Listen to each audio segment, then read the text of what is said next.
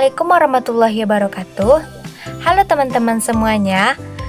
Pada kesempatan kali ini, izinkan saya dari kelompok 8 untuk memulai presentasi dengan seuntai kata mutiara.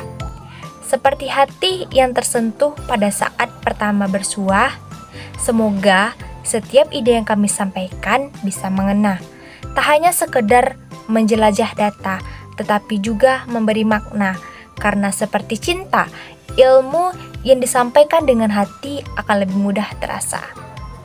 Sebelumnya, saya mengucapkan terima kasih banyak kepada Ibu Putri Ayu, SEMSC, dan Ibu Nadia Fazira, SEMSC, yang telah memberikan kesempatan untuk kelompok 8 dapat mempresentasikan tentang model variabel dependen terbatas. Baiklah, setelah itu saya akan memperkenalkan siapa saja sih anggota dari kelompok 8, yaitu dengan saya sendiri, Dela Agustini, dengan NIM 231054006, dan teman saya. Hai, perkenalkan nama saya Sri Rahayu Amanda dengan NIM 231542014. Perkenalkan saya Rafika Putri dari kelas E2 dengan NIM 2310542032. Untuk materi pertama, saya akan menjelaskan di mana yang dibahas dari model variabel dependen terbatas ini. Terdapat ada model Probit, model Logit, model Tobit, model regresi Poisson, model regresi tersensor dan terpotong, kemudian koreksi sampel pilihan. Rumusan yang pertama itu menjelaskan tentang model Probit dan model Logit. Yang kedua menjelaskan model Tobit untuk solusi corner. Yang ketiga menjelaskan tentang regresi Poisson. Yang keempat menjelaskan tentang model regresi tersensor dan terpotong. Dan yang terakhir menjelaskan tentang koreksi pemilihan sampel. Dari pengertian variabel dependen terbatas itu sendiri merupakan rentang nilai terbatas dalam beberapa cara penting. Kemudian dalam ekonometrika digunakan ketika estimasi hubungan antar variabel lain memerlukan metode, misalnya ketika variabel yang dimaksud dibatasi untuk berada di antara 0 dan 1, seperti dalam kasus probabilitas atau peluang yang dibatasi untuk positif. Kemudian terdapat pada kasus upah atau jam kerja. Model variabel dependen terbatas itu kan terdapat adanya model Logit. Model Logit itu merupakan model logistik yang memodelkan log peluang suatu kejadian sebagai kombinasi linear dari satu variabel independen. Kemudian yang kedua itu ada model regresi yang memperkirakan parameter logistik koefisien dalam kombinasi linear atau non-linear. Dalam model Logit ini berupa adanya logistik biner yang variabel dependen biner tunggal dikodekan indikator yang diberi label 0 dan 1, sedangkan variabel independen berupa variabel biner atau variabel kontinu dengan variasi 0 dan 1. Kemudian saya akan menjelaskan tentang model Probit yang merupakan spesifikasi untuk model respon biner yang menangani serangkaian masalah yang sama seperti logistik dan teknik serupa. Dalam model linear umum, model Probit menggunakan fungsi tautan Probit. Kemudian ada juga perbedaan antara model Logit dan model Probit. Yang pertama, jika diasumsikan error sebaran normalnya, maka menggunakan Probit. Sedangkan jika diasumsikan error mengikuti sebaran logistik, maka menggunakan Logit.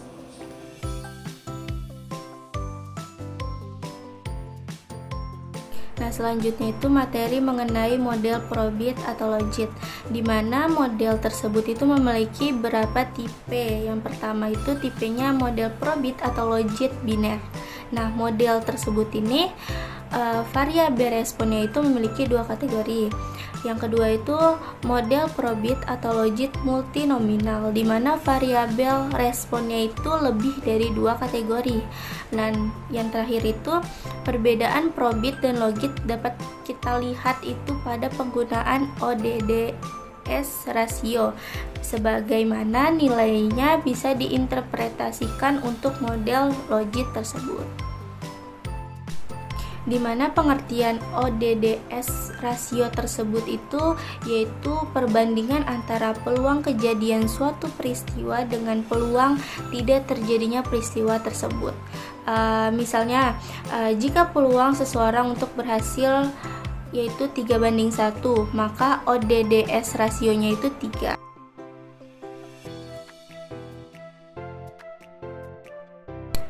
Di mana model sistematis logit tersebut yaitu yang bisa kita lihat di PowerPoint, model matematis dari logit itu yaitu G itu diartikan sebagai fungsi distribusi sama dengan eksponensial beta 0 ditambah beta 1 x1 ditambah hingga beta k xk per 1 ditambah eksponensial beta 0 beta 1 x1 ditambah sehingga beta k xk sama dengan lambda.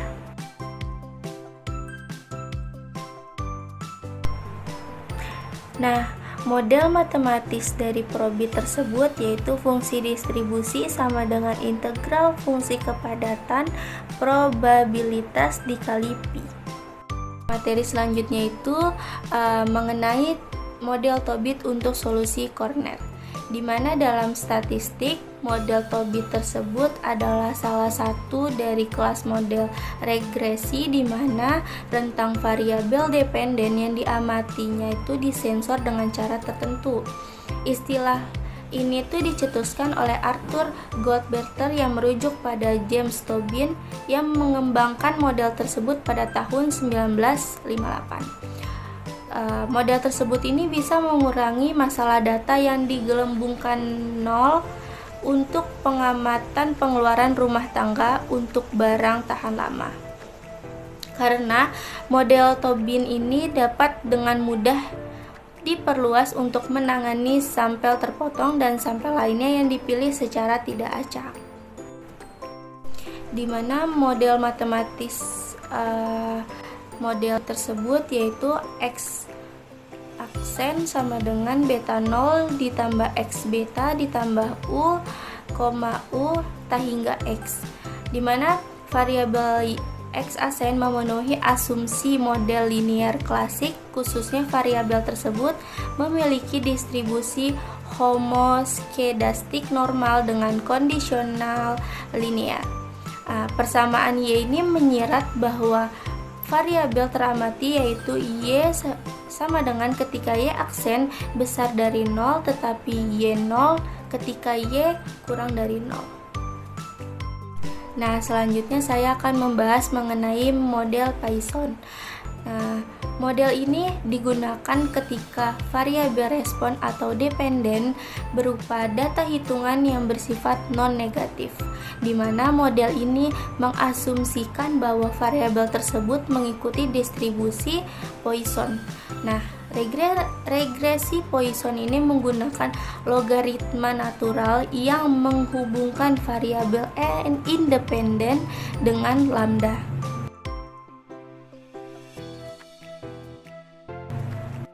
Nah, sehingga kita bisa melihat dari model matematis regresi Poisson yaitu logaritma E di mana Y nilai mutlaknya itu x1, x2 hingga xk sama dengan beta 0 ditambah beta 1 x1 ditambah hingga beta k xk.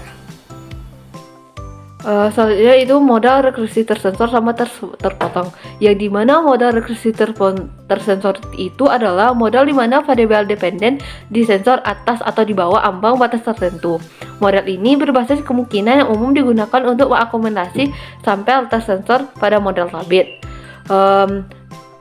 Yang kedua itu model rekursi terpotong adalah model yang digunakan untuk data di mana seluruh observasi hilang sehingga nilai untuk variabel dependen itu dan independen tidak diketahui.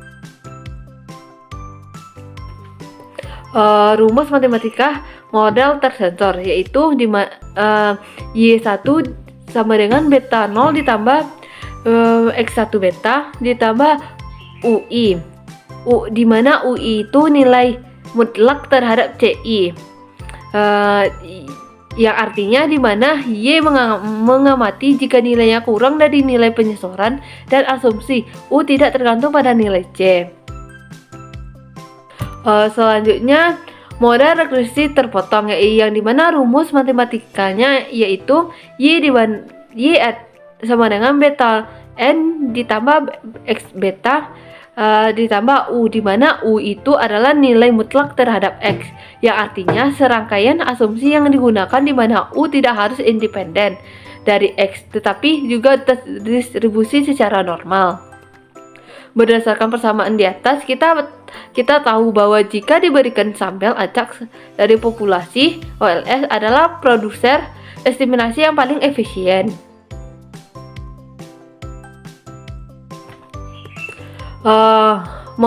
Model koreksi pemilihan sampel. Pemilihan sampel dapat menyebabkan bias dalam estimasi model regresi jika model yang digunakan tidak mewakili populasi secara keseluruhan. Bias ini dapat digunakan karena berbagai alasan, seperti hanya memilih individu dengan karakteristik tertentu atau karena adanya kendala dalam pengambilan data.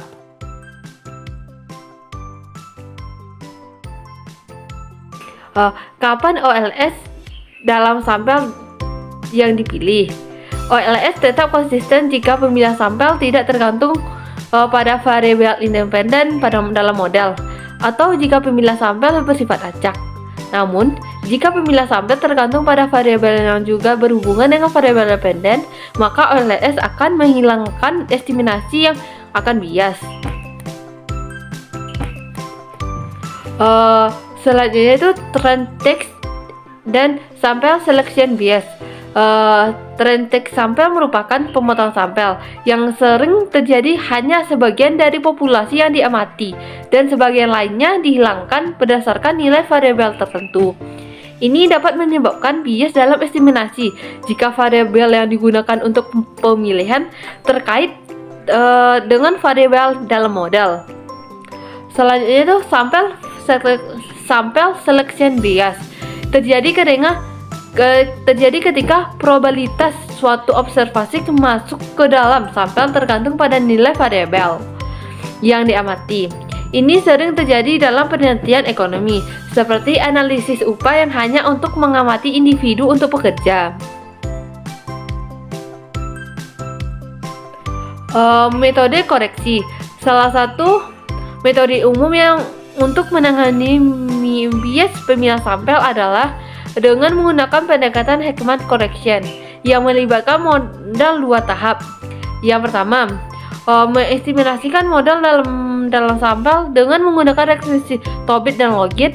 Kedua, menggunakan hasil dari tahap pertama untuk memperbaiki bias untuk regresi utama. Metode ini memastikan bahwa estimasi yang diperoleh lebih akurat dan mencerminkan hubungan dalam kedua variabel tersebut. Itulah presentasi dari kelompok 8. Sebelum kami menutup presentasi pada kali ini, kami akan memberikan sedikit pantun. Jalan-jalan sama ibunda, jangan lupa membeli good time. Terima kasih atas perhatian Anda and see you in the next time. Bye. Oh iya, jangan lupa like and subscribe. Jangan lupa like and subscribe ya. Assalamualaikum warahmatullahi wabarakatuh.